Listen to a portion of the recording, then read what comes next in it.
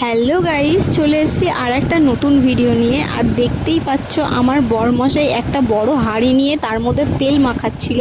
আর এখানে আমি মাংস আর ভাত আগে থেকেই রেডি করে রেখেছিলাম। আর ব্যবস্থাগুলো দেখে তোমরা বুঝতেই পারছো যে কি হতে চলেছে। আজকে একটা স্পেশাল দিন ছিল, যার জন্যে অনেকজন আমরা এক জায়গায় হয়েছিলাম আর হচ্ছিল বিরিয়ানি।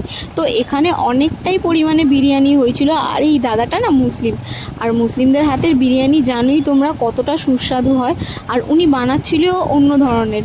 এখানে মাংসটা প্রথমে দিয়ে দিয়েছিল, তারপরে দইয়ের মধ্যে একটু কালার দিয়ে মিশিয়ে তার উপরে খোয়া ক্ষীর দিয়ে একটু গোলাপ জল কেওড়া জল ছিটিয়ে তার মধ্যে ভাতটা মিশিয়ে উনি মানে এত সুন্দরভাবে করেছে, দেখতেও খুব সুন্দর লাগছিল।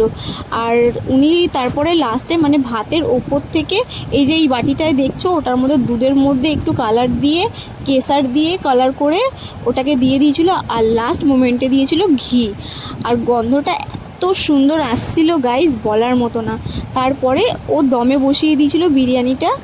আর পুরো ভিডিওটা দেখার জন্য আমার সাথে থাকো। আর স্পেশাল দিন বলছিলাম না, স্পেশাল দিনটা হলো আজকে আমার নন্দায়ের জন্মদিন। তো এই কালার কেকটা দেখছো, এই কালারফুল কেকটা আমার মেয়ের চয়েস। আর ওই যে ছবি বসানো যে কেকটা দেখতে পেলে, ওই কেকটা আমার ননদ এনেছিল। দুটো কেকই খুব সুন্দর দেখতে, আর এতটাই মানে টেস্টটাও খুব ভালো ছিল কেকটার। আর এই যে এই ধারে চিলড্রেন পার্টিগুলো বসে রয়েছে, আর সবাই মিলে এত ওই হুল্লোড় করছিল যে তার জন্য আমি মানে রিয়েল ভয়েসটা দিতে পারিনি। তো এরকমভাবেই আমাকে ভয়েস দিতে হচ্ছে। আর পেছনে যে দাঁড়িয়ে ছিল ওটা আমার নন্দায়ের দিদি, মানে অনেকজনই এসেছিলো। আমার একটা ননদ এসেছিলো বাইরে থেকে, আর ও তো আমার ননদ হয়ই। আর তার দিদির মেয়েরা অনেকেই ছিল। তো ওইখানে কেক কাটিং স্টার্ট হয়ে গেছে, দিয়ে সবাইকে খাওয়া দাওয়া মানে কেক খাওয়ানো হচ্ছিলো। আর এই পাশে যিনি দাঁড়িয়েছিলেন ওটা হলো আমার ননদের শাশুড়ি মা। আর এখানে দেখতেই পাচ্ছ কেকের উপরে স্প্রে করছিল বলে আমি কীরকম পাগলের মতন হাত নাড়িয়ে যাচ্ছি যাতে কেকের ওপরে না পড়ে। তো তারপরে সবাইকে কেক খাওয়াচ্ছিলেন আর ভিডিওটা করছিলেন আমার বরমশাই। ওকেও এক্ষুনি দেখতে পাবে, ওকে কেক খাওয়াতে যাচ্ছিলো, তখন নিজের দিকে ক্যামেরাটা ঘুরিয়ে বলছে, এ বাবা আমাকে তো দেখালেই না, বলে একটুখানি এক ঝলক ওকে দেখিয়ে দিল নিজের ক্যামেরা ঘুরিয়ে। তো আমরা না ভীষণ মজা করেছিলাম, এতটাই মজা হয়েছিল বলার মতো না।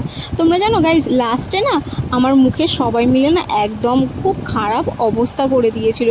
অনেক রাতও হয়ে গেছিলো, হই হুল্লোড় করতে করতে মিনিমাম 12টা 1টা বেজেই গেছিলো। তো তারপরে সবাই নাচ গান খাওয়া দাওয়া সব কিছু একসাথে, এই মজাটা আর ফিরে পাওয়া যায়ই না। তো তারপরে না আমার মুখের অবস্থা এতটাই খারাপ করে দিয়েছিল, তোমরা এক্ষুনি দেখতে পাবে, পুরো বাঁদরের মতন লাগছিল আমাকে। তা আমি না ভিডিওটা এখানেই শেষ করলাম। আমরা এনজয় করি। আর আমার ভিডিওটা তোমাদের কেমন লাগলো অবশ্যই জানিও। টাটা।